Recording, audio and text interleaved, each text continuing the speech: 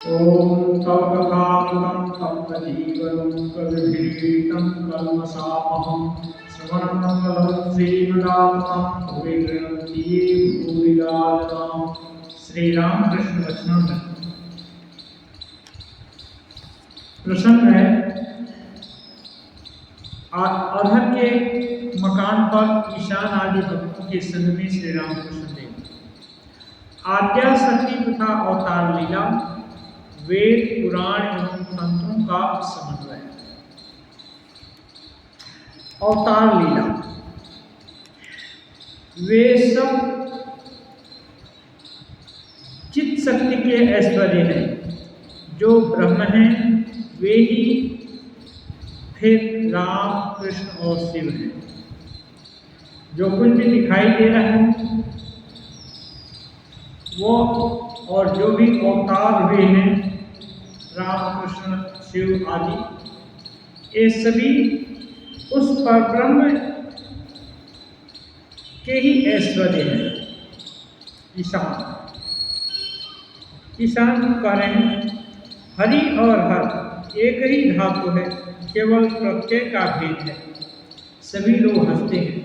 हरि और हर दोनों ही एक ही धातु, मूल धातु एक है और प्रत्यय के भेद से ये अलग अलग हो गए, माने अलग है। एक हरि माने विष्णु और एक हरि माने शिव।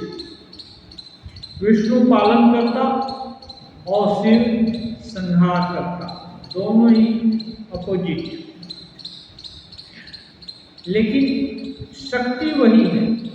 जब पालन करते हैं तो विष्णु है और जब संहार करते हैं तो शिव है।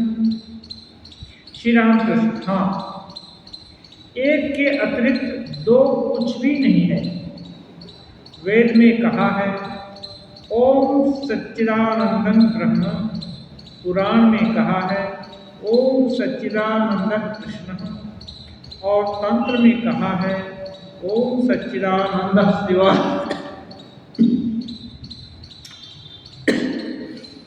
वेद में ब्रह्म कहते हैं सच्चित आनंद स्वरूप ब्रह्म।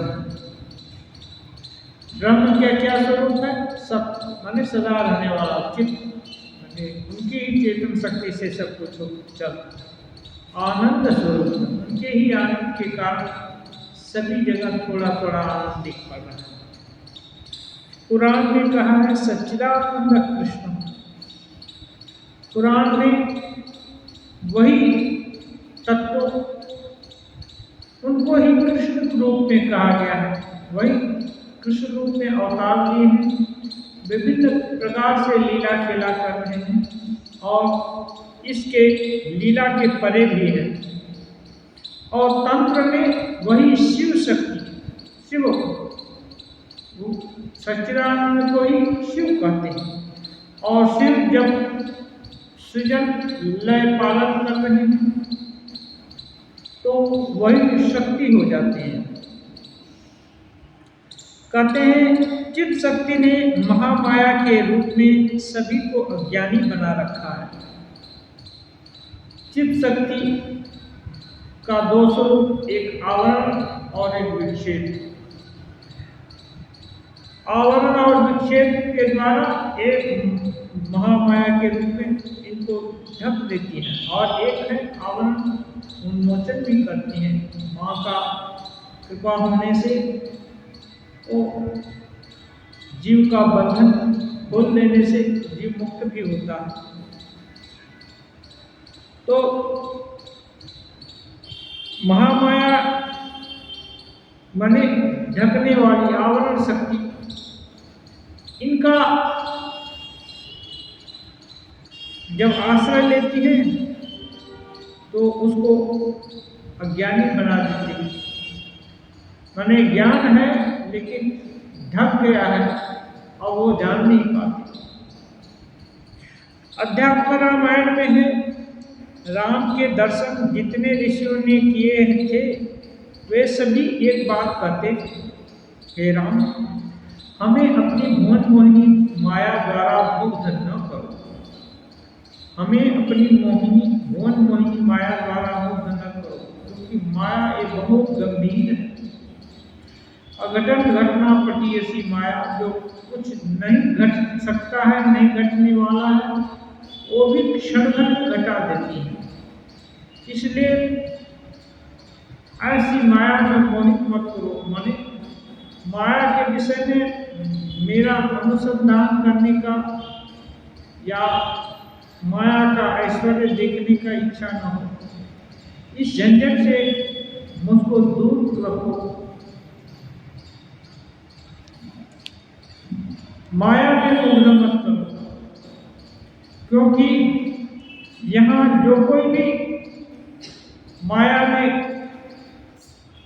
देखने गए वो कष्ट ही पाए। माया में कहीं सुख नहीं है, जो है वो दिखता नहीं, जो नहीं है वो दिख जाता है। इसलिए ये माया में मोहित मत करो। ईशान का पूछते हैं यह माया क्या है? श्री रामकृष्ण कहते हैं जो कुछ देखते हो, सुनते हो, सोचते हो, सभी माया है। माने जो कुछ भी दृश्यमान जगत में सोचा जा सकता है, समझा जा सकता है, देखा जा सकता है, सब माया है। एक बात में कहना हो तो कामी कांचन ही माया का आवरण है। मैंने हर चीज माया है। अभी इसको कैसे समझेंगे? समझने का ये कि माया का अस्तित्व चिरकाल नहीं है, स्थायी नहीं है। तो जो कुछ देखते हो हर समय बदलता रहता है। अभी है, अभी नहीं है। तो नहीं है ठीक, लेकिन दिखता है, असल में नहीं है। तो इससे क्या है, मन असली केंद्र से दूर हो जाता है, अपने स्वरूप से भटक जाता है। और भटकने के कारण लग रहा है कि अभी चीज दिखी है, अभी इसको खोजने लगता है और खोजते खोजते मैंने भटकता ही रह जाता है, असली आत्मस्वरूप को नहीं देख पाता। इसलिए कहते हैं कि ये माया, इस माया में मुक्त मत करो। और माया का ग्रॉस रूप जो, इसको यदि संक्षिप्त में बताना चाहे तो कामिनी और कांचन माया है। माया का सबसे मोटा पर्दा है। इसमें क्या है, कामिनी और कांचन। कांचन तो सब लोग जानते हैं, धन का, धन माने सामर्थ्य। सभी लोग सामर्थ्य के पीछे घूमते हैं। जिसके पास सामर्थ्य है उसके पास लोग जन आते हैं। जिसका सामर्थ्य घट गया उसको कोई नहीं पूछता, और जब पूरा पूरा सामर्थ्य घट जाता है तो वो 100 के माफिक हो जाता है। फिर उसको घंटे भर भी घर में रखना कोई पसंद नहीं करते हैं। कामिनी है अपोजिट सेक्स। ये आकर्षण भगवान के द्वारा दिया हुआ है, ये बहुत प्रबल है। और इसके कारण ही जितने भी विक्षेप हैं उनका सृजन होता है। इसलिए ये दो को के हाथ से जो रक्षा पा गया वो ईश्वर के पास पहुंचने में देरी नहीं है। इसलिए इस आवरण से मुक्ति पाने के लिए एक उपाय है हर समय भगवान के शरणागत होना और अलर्ट रहना कि कहीं इनका जाल विभिन्न तरीके से आता है। कभी दया के रूप में, कभी ममता के रूप में, कभी उत्तरदायित्व के रूप में, इतने रूप धर करके ये सब आते हैं। बोलना बड़ा मुश्किल है। इसलिए संक्षेप में यदि भगवान का शरणागत कोई हो, मामेव एक प्रपद्यन्ते मायाम एतां तरन्ति, भगवान के शरणागत होने से ही ये सब माया काम कांचन का माया है उससे विमुक्त नहीं होंगे। माया रहेगी लेकिन इन पर प्रभाव नहीं फैलाएगी।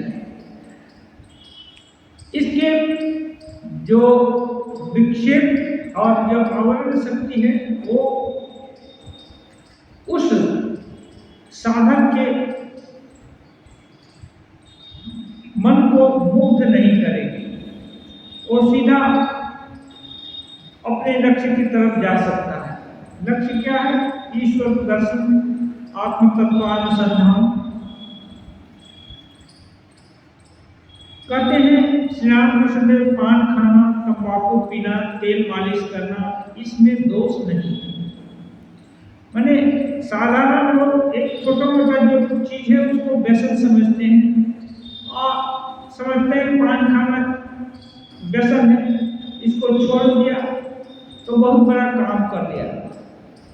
व्यसन जरूर है, इसमें भी खर्चा होता है, कुछ इंटॉक्सिकेशन भी होता है, ये सब है, लेकिन ये बहुत बड़ी चीज नहीं है। क्योंकि छोटा मोटा दोष लोगों का स्वभाव ही है, कुछ न कुछ इस युग में कुछ न कुछ करते रहते हैं। इसलिए पान खाना, तंबाकू पीना, तेल मालिश करना, ये सब ज्यादा दोषपूर्ण नहीं है। केवल इन्हीं का त्याग करने से क्या होगा? इनका त्याग में कुछ है, त्याग करने से कुछ नहीं होगा। ये श्री रामकृष्ण देव ने बोलते पान नहीं खाएंगे तो पान खाने का दुष्परिणाम नहीं भोगना पड़ेगा, उसमें पैसा वैसा नहीं लगता है, वो भी नहीं लगेगा। तंबाकू खाते हैं, आग जुटाना, तंबाकू जुटाना, गड़गड़ा जुटाना, ये सब नहीं पड़ेगा और उसका भी इंटॉक्सिकेशन जो फेफड़ा को इसको नुकसान करता है वो भी नहीं होगा। लेकिन ये बहुत नहीं है।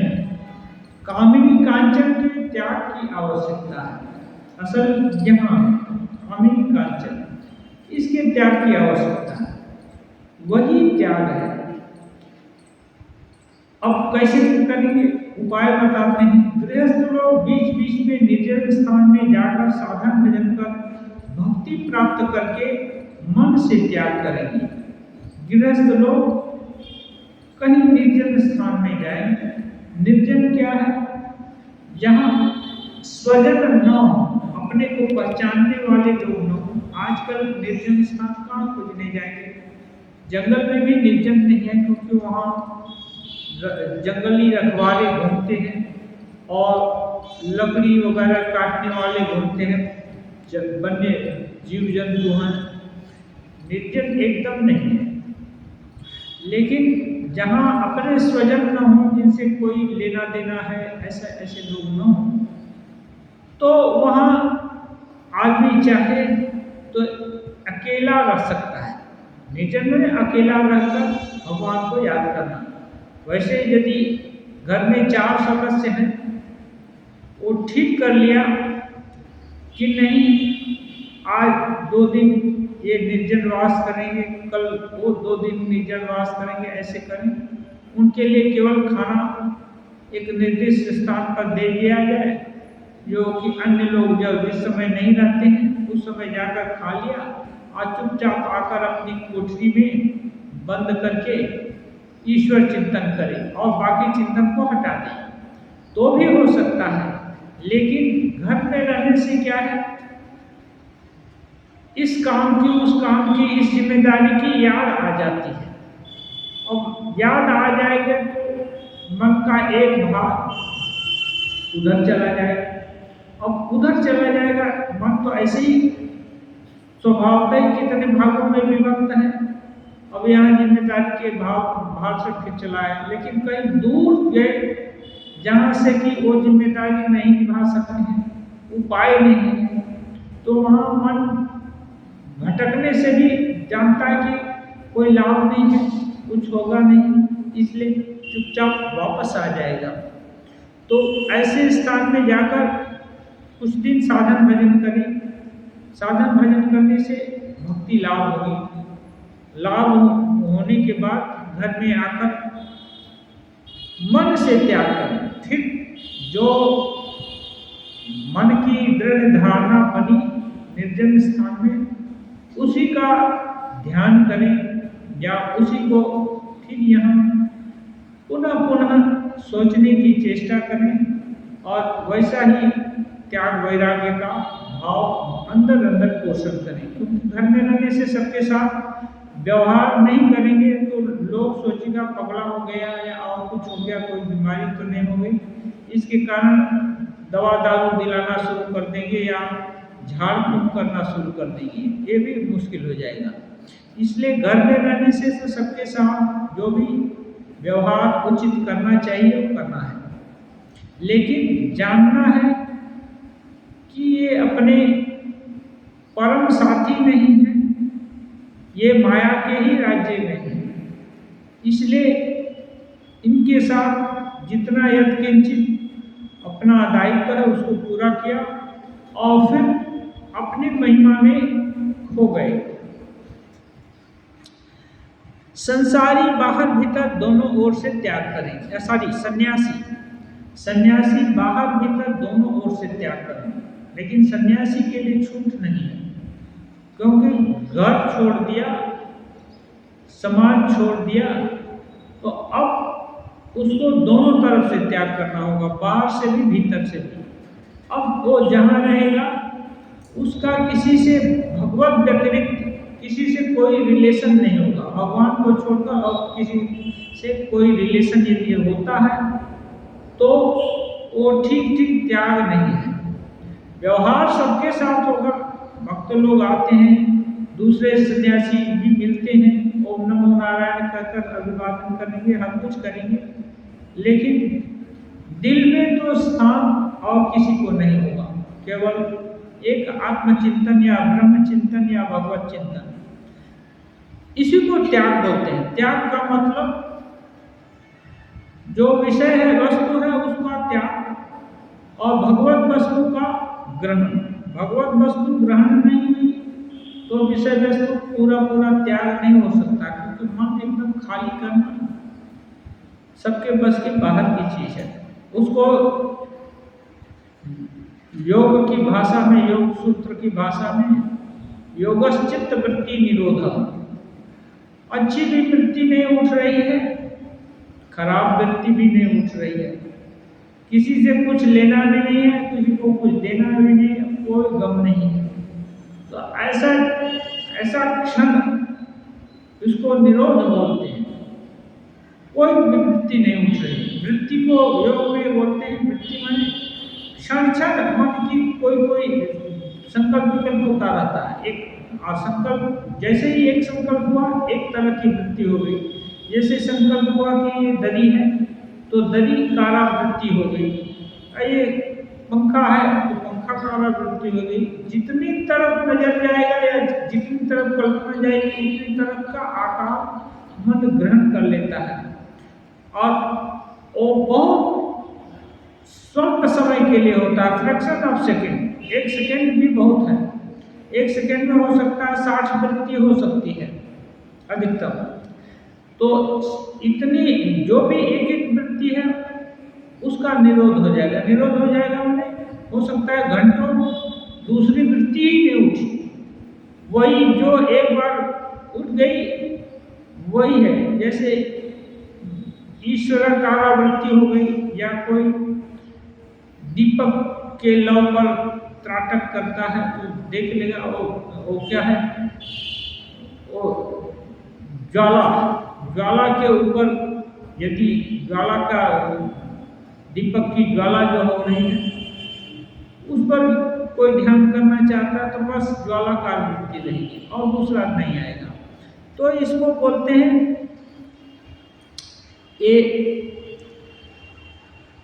एक वृत्ति। लेकिन वो वृत्ति भी न हो, ज्वाला या कोई भी वृत्ति न हो, तो उसको निरोध बोलते हैं। ये निरोध होना इतना आसान नहीं है। इसलिए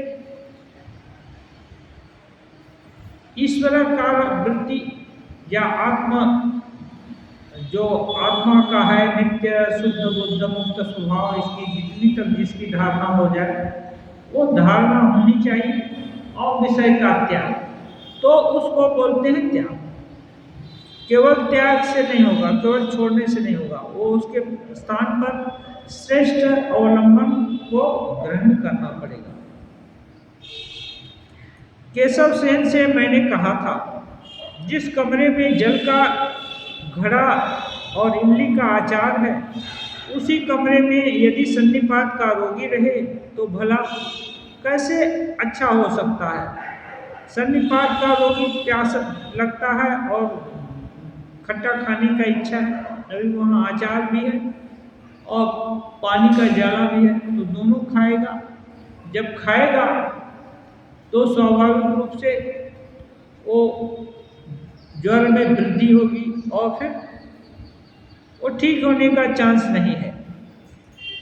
इसको बोलते हैं, घर में ये क्या है, स्त्री पुत्र कलत्र जो भी सगा संबंधी है, धन दौलत है, ये अचार और ये क्या है, पानी की ज्वाला के समान है। और विषय की जो तृष्णा है वो रोगी है, रोगी आदमी है, विषय का स्वभाव से ही परांची खानी इंद्रियां हैं, परांची खानी व्यतिरिक्त स्वयं और जो स्वभाव ही है बहिर्मुखी। इसलिए ऐसा आदमी घर परिवार में रहकर वो उसी सन्निपात के रोगी के समान रहेगा, वो स्वस्थ होना मुश्किल है। इसलिए ठाकुर कहते हैं निर्जन में जाओ। निर्जन में जाने से ये सब झंझट नहीं रहेगा, तो कई दिन में अपने आप मन शांत हो जाएगा, ये हो जाएगा, स्थिर हो जाएगा। और स्थिर हो गया, अब वहाँ चिंतन होगा, तो जो जिसकी चिंता करता है, श्री रामकृष्ण देव बोलते हैं, वो उसकी सत्ता पाता है। ऐसा नहीं है कि चिंतन का फल नहीं होता, भाविले भावे उदय ये अवश्य होता है। जिस चीज का भी चिंतन करेंगे उसकी जो भी उसका स्वरूप है ना, धीरे धीरे करके चिंतन करने वाले के अंदर में वो प्रतिभात होगा। और यही कारण है कि लगातार चिंतन करने से ये जो साइंटिस्ट लोग हैं, कभी कभी वो लोग एक ही भाव में हो सकता है 2-4 दिन 5 दिन रहे, भले ही जागतिक व्यवहार थोड़ा बड़ा हो जा रहा है, लेकिन वो भाव वो नशा नहीं टूटता है। तो उससे उसकी एक्सेलेंसी उनके दिल में प्रतिभात होती है और उसको सामने विभिन्न अपने जो भी नॉलेज का सोर्स है उसके द्वारा वो ये करते हैं, बाहर निकालते हैं, और लोग जानता है कि ये साइंटिफिक आविष्कार है। वो आविष्कार कुछ नहीं है, जो पहले से ही आविष्कृत कर दिया गया है, वो छुपा हुआ था, उसको जस्ट बता दिया है। छुपा हुआ है, ये नॉलेज पहले से विद्यमान है, ये नॉलेज का अभाव नहीं था। अभाव जो चीज थी नहीं, अभाव वस्तु का भाव नहीं हो सकता है, वो थी, ये जानकारी में नहीं थी, जानकारी में प्रकट कर दिया। तो ये कैसे हुआ, भावले भावे हृदय, और जो सोचते सोचते वो हो गया। इसलिए इसका फल तो है नहीं, कल्याण कश्चित दुर्गति तात गच्छति। जो भी अच्छा कदम आगे उठाएंगे, एक कदम ही, वो भी निरर्थक नहीं होगा, वो भी हर परिणाम लाएगा और सार्थक होगा। इसमें कोई दो राय नहीं है। हर शुभ कर्म फल प्रसव करेंगे और अशुभ भी करेंगे, इसलिए जब करना ही है तो शुभ करना चाहिए, तो बीच बीच में निर्जन में जाना चाहिए। एक भक्त पूछते हैं, महाराज नवविधान ब्रह्म समाज किस प्रकार का है, मानो खिचड़ी जैसा।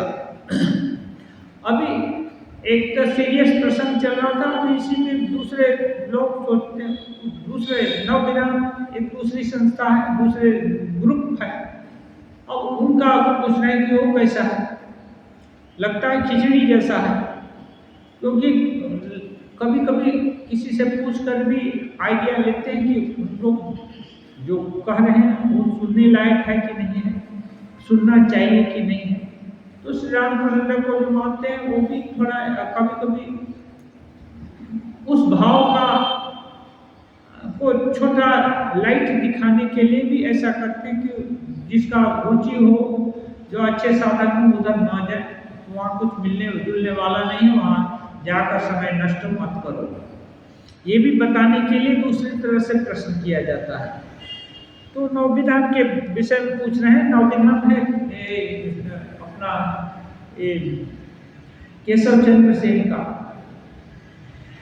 ये लोग विभिन्न जगह से कुछ कुछ सिद्धांत वाक्य लेकर अपना एक मत चालू कर दिए। श्री रामकृष्ण कहते हैं, कोई कोई कहते हैं आधुनिक वेदांतवादी, हाँ आधुनिक है। मैं सोचता हूँ क्या ब्राह्म समाज वालों का ईश्वर दूसरा है? कोई कोई बोलते हैं आधुनिक है। तो श्री रामकृष्ण खुद के बारे में बोल रहे हैं कि मैं सोचता हूँ क्या इनका ईश्वर दूसरा है, यानी एक ईश्वर ये लोग सृजन कर लिए या कोई दूसरा भी है, ऐसा तो हो नहीं सकता। इसलिए कहते हैं नौ विधान नाम विधान सो होगा।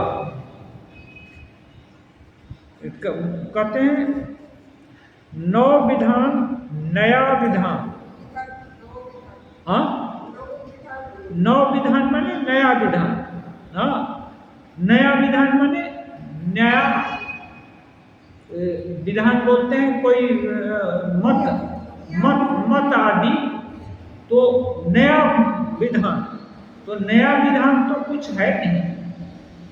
सूर्या चंद्रमसौ धाता यथा पूर्वम अकल्पय। सूर्य और चंद्रमा आदि जितने भी ग्रह नक्षत्र आदि हैं, सृष्टि के आरंभ में धाता माने विधाता, जिनको ब्रह्मा बोलते हैं, वो यथा पूर्वम अकल्प्य, अगले अगले कल्प में, अगले प्रलय के पहले के कल्प में जो जो चीजें रहती हैं वो सब यथावत एक साथ सृजन करते हैं, न कि पहले बंदर हुआ या और उससे छोटी स्पीशीज हुई, उससे धीरे धीरे इवॉल्व करके लाखों अरबों साल में तब फिर मनुष्य हुआ, ऐसा नहीं है। हर वैरायटी एक साथ पैदा होती है। और जबकि क्रम विकासवादी लोग बोलते हैं कि ऐसे ऐसे क्रम विकास होता है, तो मत सबका अलग है। ईश्वर इसलिए इस झगड़े में नहीं जाकर स्वामी जी बोले, तू लोग अपने पूर्वज बंदर के औलाद तुम लोग सोचता है तो तुम सोचो बंदर का औलाद, हम लोग मानते हैं हम ऋषि की संतान है, तो हम अपने को ऋषि का संतान मानेंगे। तुम लोग बंदर का संतान मानते तो बंदर मानते। ये तो ये पीछे क्या घट गया वो ज्यादा सोचने का जरूरत नहीं है। यदि सोचना ही है तो उच्चतम ऊंची चीज सोचनी है, नीचे गिर करके क्यों सोचना है। तो लेकिन ये उपनिषद में तो सीधा है कि सूर्य चंद्रमसौ धाता यथा पूर्वम अकल्पय, ऐसे ही हो गया। तो ये क्या है, नौ विधान, ये कौन सा विधान हो गया? हो सकता है होगा एक तरह का। श्री रामकृष्ण देव कहते हैं जिस प्रकार छह दर्शन है, सब दर्शन उसी छह दर्शन में षट दर्शन बोलते हैं, उसी प्रकार का एक और कुछ होगा, माने फिलॉसफी जिसको बोलते हैं, कहने के लिए कुछ दर्शन है। दर्शन माने एक सिस्टम, सोचने का सिस्टम।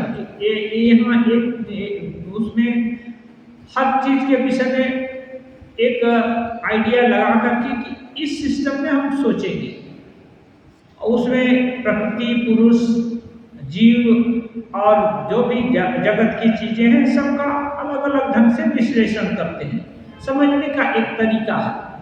तो उसी प्रकार नौ विधान एक तो और कुछ बना दिया होगा, लेकिन नौ विधान अलग कुछ नहीं बनाए, कुछ सिद्धांत इनका, कुछ उनका लेकर जोड़ जाड़ करके एक पद्धति ठीक किए, साधन पद्धति कि हम लोग ऐसे प्रार्थना करेंगे, ऐसे ध्यान करेंगे या ऐसे पूजा करेंगे। अच्छा, परंतु निराकारवादियों की भूल क्या है जानते हो? श्री रामकृष्ण देव को इसमें अमत नहीं है कि कोई नया मत न बना पाए, ऐसा नहीं। हजारों मत बना सकते हैं, इसलिए बहुत आगे साधना में जब सिद्धि प्राप्त हुई, विभिन्न धर्म मत पथ का अनुसरण करके, तो वो बोले जतो मत ततो पथ, माने जितने मत होंगे उतने रास्ते हो सकते हैं। ईश्वर तक पहुंचने के अनंत रास्ते हो सकते हैं, क्योंकि भगवान ही अनंत प्रकार के भाव उनके जो भी जीव जगत की जो संतति है उसको देकर रखे हैं। तो जो जिसका जो भाव है उसके उसके ईश्वर को उस तरह से भज सकता है, ईश्वर को उस तरह से याद कर सकता है, इसमें कोई दोष नहीं है। लेकिन भूल क्या है बोल रहे हैं? भूल यह है कि वे कहते हैं ईश्वर निराकार है और बाकी सारे मत गलत हैं। माने वो जो कह रहे हैं कि ईश्वर निराकार है वो तो मान लो, और बाकी जितना भी मान्यता है सब गलत है, ये भूल है।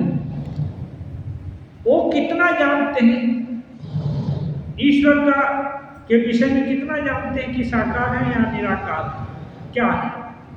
पद्मलोचन बहुत बड़े पंडित थे, वर्धमान राजा के ने कहा, उनको पूछा गया कि शिव बड़े हैं ना, विष्णु बड़े हैं ना, क्या है? तो बोले हमारे 14 पुस्तक न तो ब्रह्मा को देखे, न शिव को देखे, न विष्णु को देखे हैं, तो मैं क्या बताऊं कौन बड़ा है? 14 पुस्तक में वो भी आ गए। इसलिए जो देखा नहीं है उसको झूठ का वर्णन करने का मतलब नहीं है। ये फिलॉसफी के अंदर नहीं है शिव विष्णु, ये तो वही ब्रह्म तत्व का सृष्टि स्थिति प्रलय का एक सृष्टि करते हैं तो विष्णु, और वही संहार करते हैं तो शिव, और पालन करते हैं तो विष्णु, और सृष्टि करते हैं तो ब्रह्मा। ये मान्यता हो गई है, चीज तो एक ही है। फिर कौन बड़े कौन छोटे, ये सब बात सामने ला करके अनंत काल तक तर्क वितर्क करने से क्या लाभ? अनावश्यक केवल वार्तालाप, इससे कुछ मिलने वाला नहीं। इसलिए ये न करके जिससे कुछ लाभ हो, धर्म पथ पर आगे एक एक कदम बढ़ा जाए, ऐसा कुछ विचार करना चाहिए। जिस चीज में हम कुछ नहीं कर सकते उस चीज के विषय में तर्क वितर्क करना। श्री रामकृष्ण देव कहते हैं मैं जानता हूं वे साकार निराकार दोनों ही हैं। ये अब किस तरह से बोलते हैं कि मैं जानता हूं, दीर्घ 12 साल तक साधना की, विभिन्न मत के अनुसार साधना की, और सभी तरीके से देखे कि उनकी इति नहीं की जा सकती। साकार भी देखे तो निराकार भी देख रहे हैं, और भी कुछ देख रहे हैं जिसको कि बताने में भी असमर्थ हैं, बोल भी नहीं पा रहे हैं। बोलने जाते हैं तो माँ मुंह दबा देती है, बोलते हैं, बोल नहीं पाते हैं। क्यों? वो बोलने जाते हैं उस समय उनकी मनमानी रहती ही नहीं है। जब मनमानी नहीं रहेगी तो बोलेंगे कैसे? इसलिए कहते हैं वे और कितने प्रकार के बन सकते हैं, वे सब कुछ बन सकते हैं, कुछ कितने ही प्रकार के हो सकते हैं, उनकी इति नहीं की जा सकती, इतना ही बोला जा सकता है। फिर इतना ही है ऐसा कहकर के लड़ने झगड़ने का क्या मतलब है? इसका मतलब मत को छोटा कर दे रहे हैं, मन को छोटा कर दे रहे हैं, संकीर्ण कर दे रहे हैं। और ये तो भूमा वही सुखम, ये जो भूमा के विषय में संकीर्ण मत कैसे कर किया जा सकता है, कंट्राडिक्टरी है। ईशान के प्रति वही चित शक्ति, वही माया, माया 24 तत्व बनी हुई है, एक ही चित शक्ति। अभी विभिन्न एस्पेक्ट को लेकर उसका नाम एक कर दिया, वही महामाया हो गई। और महामाया की जो बंधन करने वाली शक्ति है वो माया हो गई, और जो वही खुश हो जाए तो बंधन छेदन भी कर देती है। ये सब उनका ही राज्य है। उनके राज्य में 24 तत्व में ये जो है न्याय वैशेषिक, इसमें 24 तत्व की धारणा है। 24 तत्व में सभी कुछ आ जाता है, जो कुछ भी देखा सुना समझा जाता है सब कुछ आ जाता है। तो ये सब महामाया का ही खेला है। कल मैं ध्यान कर रहा था, ध्यान करते करते मन चला गया रसिक के घर में। ध्यान करते समय कभी कभी मन इधर उधर डाइवर्ट हो जाता है, तो ठाकुर ध्यान करने का ये करने, और मन चला गया रसिक के घर में। रसिक मेहतर है, सफाई कर्मचारी, मन से कहा अरे रह, वहीं पर रह। माँ ने दिखा दिया उसके घर में जो लोग घूम रहे हैं वे बाहर का आवरण मात्र है, भीतर वही एक कुल कुंडलिनी, एक सचक्र है। माने रसिक मेहतर के घर में मन चला गया तो साधारण लोग क्या है, जो सफाई कर्मचारी को हेय दृष्टि से देखते हैं, लेकिन रामकृष्ण देव तो उनके संडास को भी साफ करके अपने बाल से पोंछ चुके थे। इसलिए रामकृष्ण देव अपने मन को बोलते हैं ठीक है वही रह गया है तो वही रह, क्योंकि जो जिनका ध्यान करना चाहता है दिल में वो भी तो वही है। जो मेहतर है वो सब बाहर के खोल है, आवरण मात्र है, उसके भीतर वही सेम कुंडलिनी शक्ति है जो कि तुम यहाँ ध्यान करेगा कि यह मूलाधार चक्र से उठकर के मणिपुर स्वादिष्ठान अनाहत तक जाती है। ये सब चक्र वो लोगों के अंदर भी है, वहां पर भी ध्यान कर सकता है। माने भागने का जो नहीं है, जहां गए ठीक है वही स्वरूप का ध्यान करो, कोई दिक्कत नहीं है। वह आद्या शक्ति स्त्री है या पुरुष, प्रश्न होता है। अब आद्या शक्ति है क्या, स्त्री लिंग है या पुल्लिंग है? मैंने उस देश में देखा लाहाओं के घर पर काली पूजा हो रही है। लाहा बाबू लोग के घर पर काली पूजा होती थी। माँ के गले में जनेऊ दिया है, कोई माँ के गले में जनेऊ पहना दिया। एक व्यक्ति ने पूछा माँ को जनेऊ क्यों है?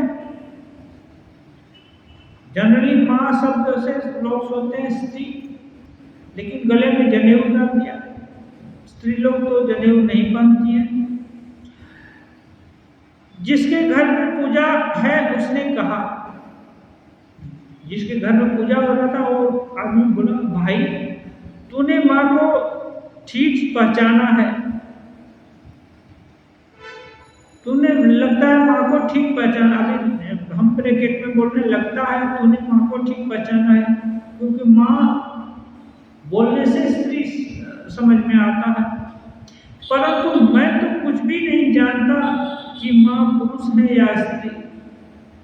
अपने को ये कह रहा है, अपनी निर्दोषिता साबित कर रहा है कि मैं भाई नहीं जान पाया कि माँ स्त्री है या पुरुष। इसी डाउट से जो भी हो माँ, तुम यदि पुरुष हो तो जनेऊ भी ले लो, और बाकी चीज जितने चीज अक्ता से तो वगैरह वगैरह भी तो दिया है। उसके साथ ये भी नहीं दिया, यदि पुरुष है तो ग्रहण कर, लेकिन नहीं जानता, इसी के कारण दोनों ही कर दिया। लेकिन लगता है तुम समझते हो, उसको मना नहीं किया कि तुम्हारा मत तुम मत रहो, ये उदारता है। तुम समझते ठीक है भाई तुम्हारा मत अच्छा हो, लेकिन मुझको समझ नहीं है इसलिए मैंने ऐसा कर दिया। अपने को बीस नहीं दिखा रहा है, बल्कि अपनी विनम्रता को साबित करना है। तो इससे क्या है, विवाद मिट गया और समझने वाला समझ भी गया। क्योंकि माँ ठीक ठीक पुरुष है कि स्त्री बताना मुश्किल है।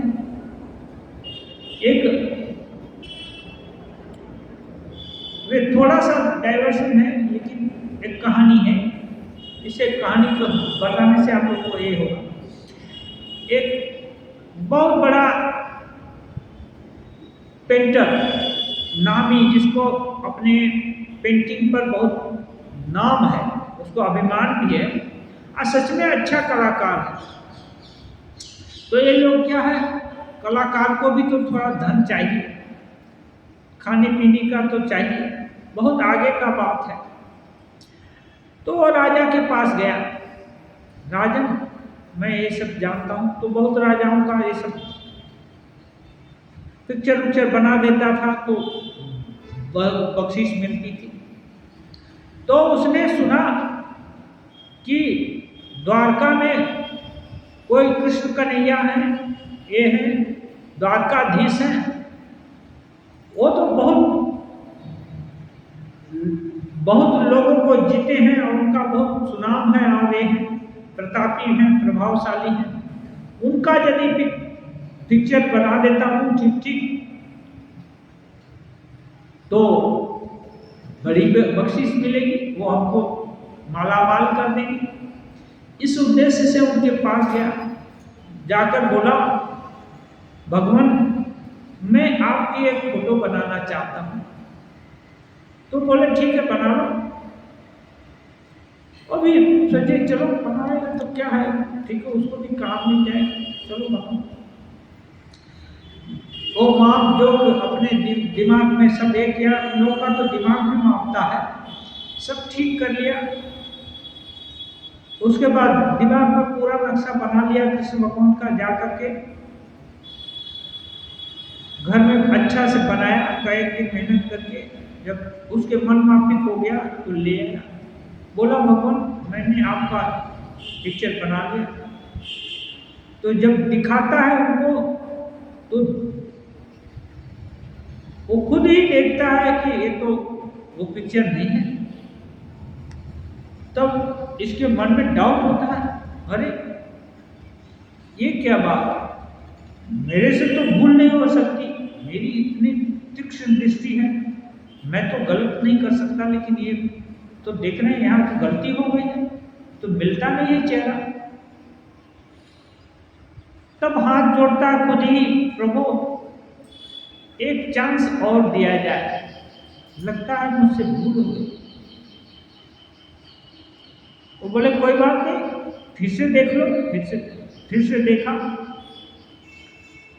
फिर बनाया, जाकर घर में रच रच करके कि कहीं भूल ना हो, और अलर्ट था। गया दिखाया उनको, तो फिर देखता है फिर नहीं मिलती फोटो, और तो पसीना उसका छूटने लगा, दूसरा चांस की गड़बड़ हुआ। एक तरह से डर गया, तो फिर एक तो साहस उठाकर कहता है भगवान एक बार और मौका दिया जाए, लगता है कहीं से भूल हो गई। तो भगवान बोले ठीक है और बनाओ। फिर गया और अच्छा से देखा और सब किया, लिखना हुआ तो लिख भी दिया कुछ कुछ चीज अपने शॉर्टकट में। फिर बनाया अच्छा से, रच रच करके बनाया, और जब ले आता है देखता है, मिलाता है तो देखता है कि तो मिलती नहीं फोटो। अब तो वो जानो हाफ माइंड हो गया, क्योंकि उसके जन्म जन्म की कमाई यही थी कि वो चित्रकला में प्रवीण है और जो देखता है वैसा बना देता है। अब उसके आत्मविश्वास पर ठेस लग गई और मानो वो पागल जैसा हो गया। क्या हो गया? उसका नाज उसका प्राण मानो उसके चित्रकला में ही बसता है। ऐसा भी हो जाता है किसी किसी का जो है ना, कोई चीज में अभिमान बसता है, मानो वही प्राण है उसका। अब तो पागल जैसा हो गया, विक्षिप्त हो गया एक तरफ से, कुछ नहीं बोला, धीरे से वहां से भागा। क्या कहेगा? बख्शीश क्या लेगा? अब तो जी चुरा कर भागा, एकदम विक्षिप्त है, घर तो नहीं गया, जत्र तत्र घूमने लगा। घूमते घूमते जंगल में चला गया तो देखा एक महात्मा कुटिया के बाहर बैठे हुए हैं। तो थोड़ा होश है उसको, इसलिए महात्मा लोग दयालु होते हैं, थोड़ा आगम की बात भी जानते हैं, इसलिए जाकर प्रणाम किया। बोला, महात्मा मैं बहुत दुखी हूँ, सारी जिंदगी चित्रकला में लगाई, पूरा प्राण दिया, मन अर्पित कर दिया, लेकिन द्वारकाधीश का फोटो हम 3 बार कोशिश किया, लेकिन तीनों बार हम फेल हो गए, तीनों बार फेल हो गए। अब मुझको जीना भी खराब लग रहा है। तो वो बोले, एक काम कर, जा एक बार फिर विनती करा कि भगवान एक चांस और दिया जाए, मैं आपका फोटो बनाऊंगा, एक चांस और दिया जाए, मांग करो, एक चांस और मांग लो। हमारे कहने से फिर यहाँ गया, साष्टांग प्रणाम करके एक चांस और मांगा। भगवान बोले ठीक है। अब वो बोले कि देखो, एक चीज दे रहा हूं, इसको कपड़े में लपेट करके, हाँ ये है, इसको ले जाना और डंके की चोट पर बोलना कि महाराज मैंने आपका चित्र बना लिया है, हाँ अब आप इसको देखो, डरना नहीं, और वहीं इस कपड़े को खोलना और उनको सामने दिखा देना, कोई भय नहीं करना, और देखेगा कि द्वारकाधीश मान लेंगे कि तुमने बढ़िया चित्र बनाया है, ये ले जाओ। ले गया, वैसे ही महात्मा का बोला, महात्मा लोगों पर थोड़ा भरोसा भी करते हैं, आए महात्मा तो कुछ लिए नहीं उससे। वो गया, बोला महाराज मैं आपका चित्र बना लिया हूँ, ठीक है दिखाओ। जैसे ही दिखाए, दर्पण था, दर्पण में अब भगवान जितना भी रूप बदलेंगे,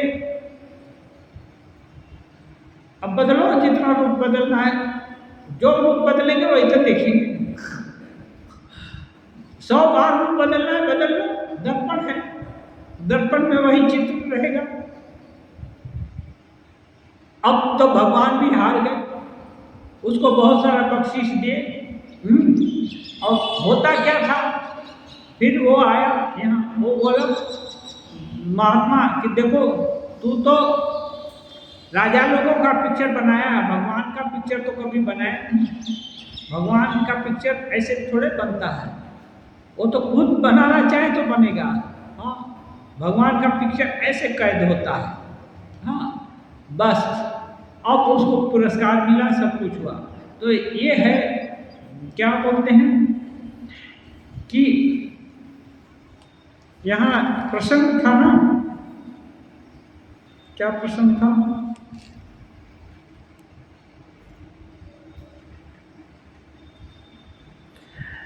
मैं जानता हूं वही साकार है, वही निराकार है, और कितने प्रकार के हो सकते हैं। भगवान कितने प्रकार का नौटंकी जी कर सकते हैं, उनको कौन धरने जाएगा। इसलिए उनका पीछे उनकी मिडल में है, इसलिए बोलते हैं। हाँ, ये दर्पण में है ना, दृश्यमान नगरी के जैसा ये सब चीजें निजाम का एक ये है शंकराचार्य का। तो ये दर्पण में वो बदल नहीं सकते, ऐसे पल पल बदल रहे हैं। लेकिन दर्पण सामने रख दिया तो बदलते रहेंगे, 1000 बार बदले वही चीज देखेंगे जो कि इस समय है। तो भगवान हर कुछ कर सकते हैं, समर्थ हैं, लेकिन अपने स्वरूप को नहीं बदल सकते, जो कि दर्पण में दिख रहा है। भगवान हर कुछ बदल सकते हैं, लेकिन अपने को नहीं बदल सकते। रूप बदल रहे हैं दिखाने के लिए ना, दूसरा लोग देख रहा है, लेकिन उनका नित्य शुद्ध बुद्ध मुक्त स्वभाव और जो सच्चित आनंद स्वरूप, वो कितना भी बदले नहीं बदले होगा, कितना भी ढके नहीं ढकेगा, दिखेगा नहीं, दूसरे को अलग बात है, लेकिन खत्म नहीं होगा, क्योंकि वो उनके स्वभाव में इनहेरेंट है, वो उनसे अलग नहीं हो सकता है। इसलिए ईश्वर की इति नहीं कर सकते, वो कुछ भी हो सकते हैं। ये रामकृष्ण देव देखे इतनी दिन की साधना के बाद और निर्मल हृदय से विचार भी किए हैं, और जितनी भी साधना किए वो परीक्षा करके भी देखे कि माँ क्या मुझको भ्रम हो रहा है, या मैं पगला हो रहा हूँ, न क्या हो रहा हूँ। तो उसके टेस्टिंग के लिए भी विभिन्न उपाय सोचे कि ऐसा दर्शन हो तो समझूंगा, वैसा हो तो समझूंगा। जो जो भी माँ की याद करके कल्पना किए, जल्पना किए, वो सब पूरा हो गया। तब उनको विश्वास हुआ कि नहीं, माँ का दर्शन सत्य दर्शन हुआ, इसमें कोई मिथ्यात्व नहीं है, कोई मन का भ्रम नहीं है, निसंशय हो गया। इसलिए कहते हैं ना, ये साधारण में संशय राक्षस न समास्त्रम यामी गुरु शरण भव वैद्यम। संशय राक्षस, ये संशय बहुत मुश्किल है, और गीता में बोलते हैं संशय आत्मा विनश्यति। विनश्यति माने वो मर जाएगा या ये हो जाएगा, ये नहीं। विनश्यति माने वो ब्रह्म तत्व को जान सकता है, अब नहीं जाना तो इससे बड़ा विनाश क्या है।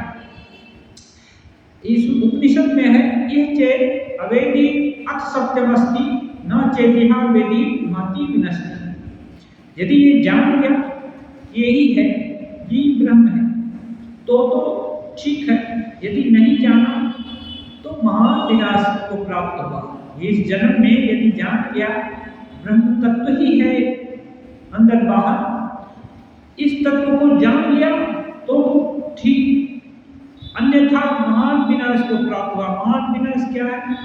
ऐसा दुर्लभ मानव जन्म अब कब मिले ये कोई गारंटी नहीं है, कोई गारंटी नहीं कि इतना दुर्लभ मनुष्य जन्म कभी मिलेगा नहीं। कितने युग जाएंगे कोई ठीक नहीं है। नहीं ऐसो जन्म बारंबार, मीरा गाती है, ऐसा जन्म बारंबार नहीं मिलने का है। इसलिए इसका एकदम पल पल यदि ठीक ठीक व्यतीत कर लिया जाए,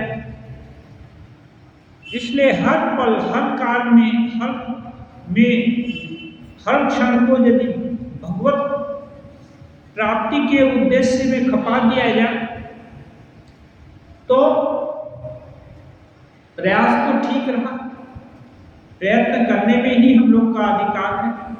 फल उनके हाथ में है, 50% लेकिन हमारे हाथ में है। हम चाहते हैं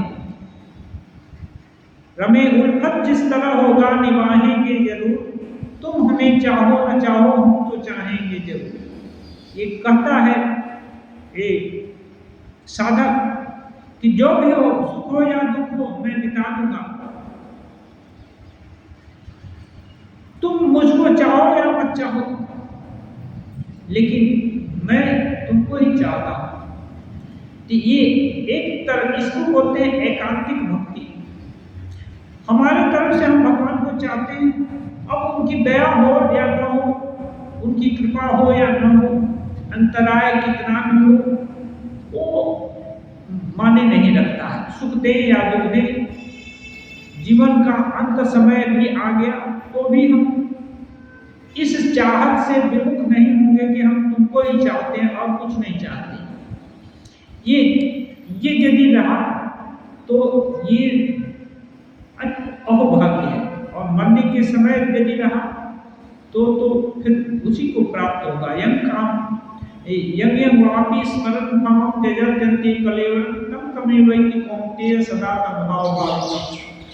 जिस की कामना करके शरीर छोड़ते हैं ना, उसी भाव को प्राप्त होते हैं। इसलिए उसकी साधना तो थोड़े समय में पूरी हो जाएगी अगले जन्म में। ईशान के प्रति वही चित शक्ति, वही माया 24 तत्व बनी हुई है, ये तो होगा। वही आद्या शक्ति स्त्री है या पुरुष। मैंने उस देश में देखा था ना, ये हो गया जनेऊ, अच्छा ठीक है। इस प्रकार कहा जा सकता है कि महामाया शिव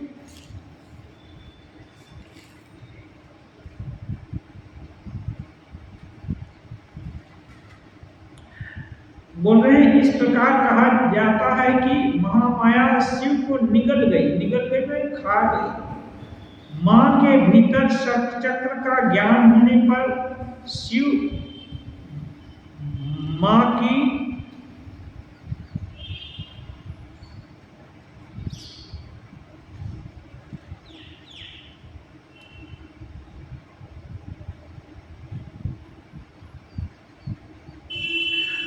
वो कह रहे हैं माँ है ना, महामाया शिव को निगल गई, ऐसा वर्णन है इसमें क्या तंत्र में। माँ के भीतर षटचक्र का ज्ञान होने पर, माँ के भीतर शिव जी चले गए, अब वहाँ षटचक्र का ज्ञान हुआ। माँ की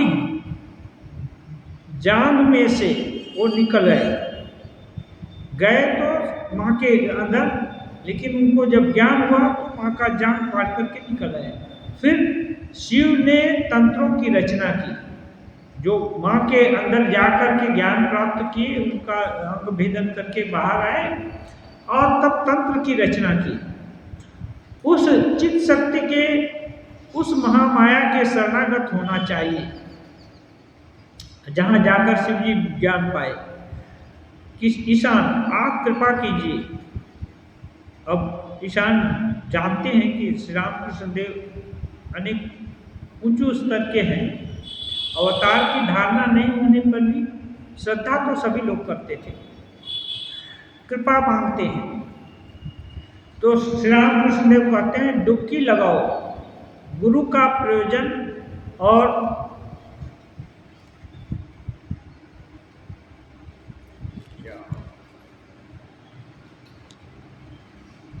शास्त्राध्ययन, इस विषय में बात हो रही। गुरु डुबकी लगाओ, गुरु का प्रयोजन और शास्त्राध्ययन। श्री रामकृष्ण कहते हैं सरल भाव से कहो हे ईश्वर दर्शन दो, और रो और कहो हे ईश्वर कामनी कांचन से मन को हटा दो। साधारण लोग के लिए यही है। जैसे बच्चा माँ के विषय में कितना जानता है, माँ खाना दो, पीना दो, कुछ कष्ट हुआ तो माँ ये दो वो दो, यही बस वो जानता है कि माँ से मांगने से मिल जाएगा, बस इतना ही जानता है, इससे ज़्यादा जानता नहीं है। तो कह रहे हैं हे ईश्वर दर्शन दो, और ऐसा कह कर के रो। कैसे रो सकता है जब जानेगा कि इसको छोड़कर हमारा कोई आसरा नहीं है और यही गति है और ये दे भी सकती है माँ, तो इसलिए उसके पास रोएगा, जो भी ये आपदा करना है वो करेगा। और डुबकी लगाओ, ऊपर ऊपर से कहने से या तैरने से क्या मिलता है, डुबकी लगानी पड़ती है। अभी इसका मतलब ऊपर ऊपर से कहने का मतलब क्या है, 2-4 बार बोल दिया और माँ ने सुनना, माँ है तो सुननी है तो सुन लेगी, लेकिन जो अनन्य गति हो गया है, एक ही माँ है और उसको भूख लगी हुई है और उसको तकलीफ है, तो वो जब तक तकलीफ का मोचन नहीं होगा या उसकी भूख नहीं मिटेगी तब तक उसी माँ को नोचता तो उसको पकड़ता रहेगा या ये करता रहेगा, वहीं जो कुछ करना करना। ऐसा नहीं है कि वो बच्चा माँ को छोड़कर दूसरे माँ को पकड़ करके ये सब करने लगेगा, नहीं, वहीं रोता धोता रहेगा, भले अपना सीट खोल लेगा या जो कुछ भी करना होगा, जब तक उसका डिमांड पूरा नहीं हो जाएगा तब तक वो नहीं छोड़ेगा माँ। डुबकी लगाने का मतलब यही है। साधक हैं, अभी राम राम भज रहे हैं, कोई अच्छा कथाकार मिल गया या कोई दूसरा जगह सुन लिया तो ये हो रहा है, क्या बोलते हैं, भागवत कथा हो रहा है तो जाकर कृष्ण कृष्ण करने लगे। राम कृष्ण सब एक ही हैं, लेकिन अब वहाँ दूसरा करने लगे। और यदि कुछ सांख्य या और इसका हो गया तो उसका अनुशीलन करने लगे। माने हर क्षण यदि टारगेट बदलने लगे तो नहीं होगा। इसीलिए अभी जो हम लोग के संघ में जो भी दीक्षा वगैरह देते हैं वो बोलते हैं, और अन्य अन्य संप्रदाय में भी होगा, अन्य जगह भी होगा, सबका तो हमको मालूम नहीं कि मत गुरु रेव जगत गुरु, हमारे ही गुरु जगत गुरु। जगत गुरु माने जितने भी जगत में गुरु हैं उनका श्रेष्ठ ज्ञान हमारे गुरु से ही जा रहा है, या उनका श्रेष्ठ ज्ञान हमारे गुरु में है। और रामकृष्ण देव बोले ही भी हैं सच्चिदानंद ही गुरु हो सकते हैं, तो सच्चिदानंद ही विभिन्न रंग रूप में गुरु हुए हैं, इस मत में उस मत में उस मत में। तो मेरे गुरु में भी सच्चिदानंद ही हैं, तो मेरे गुरु ही जगत गुरु हैं, सबको ही ज्ञान दे रहे हैं विभिन्न रूप में। एक धारणा। और मेरे इष्ट जगत इष्ट है, मेरे इष्ट ही जगत में जितने देव देवी शक्ति के जो पुंज कहीं भी हैं वो मेरे इष्ट का ही शक्ति है। और गीता में भगवान बोले भी हैं यद यद विभूति मत सत्वम श्री मधुजित मेवा तत्त देवा वक्षत्वम भम तेजों से संभव। जहाँ भी उत्कृष्ट तेज दिखता है, शक्ति दिखती है, वहाँ समझो मेरे अंश से है। मैं पूर्ण रूप से नहीं है बोल रहे हैं, मेरे ही अंश के कारण वो है। तो अंश हो या यदि हाथ शरीर का एक उंगली हो कट जाए या पूरा गला कट जाए, कटना तो हो ही रहा है ना, कोई अंग तो कट रहा है, या कोई पकड़ लिया एक अंग तो पकड़ना तो ही गया ना। इसलिए मम तेजों से संभव, इसलिए जानो कि मेरी ही प्रेजेंस वहाँ है। तो और मनुष्य का गला कोई काट सकता है, उंगली काट सकता है, और कुछ काट सकता है, नाक कान भी काट सकता है, लेकिन ईश्वर का कट्टा नहीं है, क्योंकि पूर्णमद पूर्णमिदम् पूर्णात् पूर्णमुदच्यते पूर्ण से पूर्णमादाय पूर्णमेवावशिष्यते। पूर्ण में से कुछ भी निकाल लो या डाल लो वो पूर्ण ही रहेगा, वो कभी कटेगा नहीं, वो अविनाशी।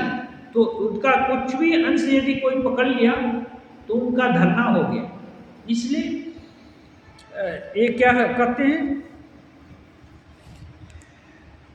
डुबकी लगाने का मतलब बस अब उनसे प्रार्थना किया तो और 70 जगह प्रार्थना करने का जरूरत नहीं है, बस एक प्रार्थना से ही होगा। वहीं कृष्ण, वहीं काली, वहीं सिद्धिमान, वहीं सब कुछ देने में समर्थ, तब शक्ति का विकास होगा और वहाँ एकाग्रता होगी और उनकी कृपा भी होगी। अनन्य नहीं होने तक पूरी कृपा नहीं हो सकती है। कहीं थोड़ा सा एक टीका लगा दिया, कहीं थोड़ा सा टीका लगा दिया, संशय आत्मा है। एक जगह विश्वास करना है या कहीं किसी जगह लगाना भी पड़ा, देवी देवता का पूजा दूसरे जगह करना पड़ा या कुछ भी हो, तो उसको जिसका दीक्षा हो गया या इष्ट मंत्र पा गया उसको सोचना चाहिए कि उसका ही इष्ट इस रूप में परिणत है या उसके अपने ही इष्ट के इस रूप में पूजा कर रहे हैं। और अनेक रूप में हो सकता है, माँ है, कभी खाना बनाने वाली है, कभी नाचने वाली है, कभी माँ गाना गाती है, कभी माँ पढ़ाती है, कभी भाषण देती है। माँ तो एक ही है ना। आप भाषण दे रही है तो वहाँ जा कर के खाना मांगने लगेंगे तो कैसे होगा? वहाँ उसका भाषण सुनना है ना। पढ़ा रही तो वहाँ पढ़ना पड़ेगा। हाँ, एक गाना गा रही तो गाना सुनना पड़ेगा। खाने की जगह पर है तो खाना मांगना पड़ेगा। अब वहाँ बोलेगा कि यहाँ नाच करो तो कैसे होगा? अब वहाँ खाना खिलाना पड़ेगा, खाना खाना पड़ेगा। तो ये एक ही माँ है, विभिन्न जगह विभिन्न रोल है। तो ये इसलिए ईश्वर को अपना समझना पड़ेगा। और विभिन्न रूप में है, जिस रूप में भी हो हमारे ही इष्ट इस रूप में आए हैं, हमारे इष्ट को ही दाबी करेंगे, मांगेंगे जो जो भी मांगना है। तब क्या होगा? एक जगह रहना हुआ, और नहीं तो भटक रहे हैं। किसी में विश्वास नहीं, राम में भी नहीं, काली में भी, कृष्ण में भी, हनुमान में, लास्ट में सालार घर। हाँ, वो मैंने किसी पर विश्वास नहीं है, अपने पर भी, अपने को भी नहीं, हमारा घर ये भी नहीं बोलता, सारा घर हो जाता। हाँ, तो ये अविश्वास से सब कुछ जाता है। इसलिए विश्वास हो गया तो विश्वास को पकड़ कर रखना है अंत समय तक। ओम निरंजनम नित्यम अनंत रूपम भक्तात्मपादृत विग्रहं वै ईशावतारं परमेश्वरेत्यंत राम कृष्णं शीर्षा नमामि।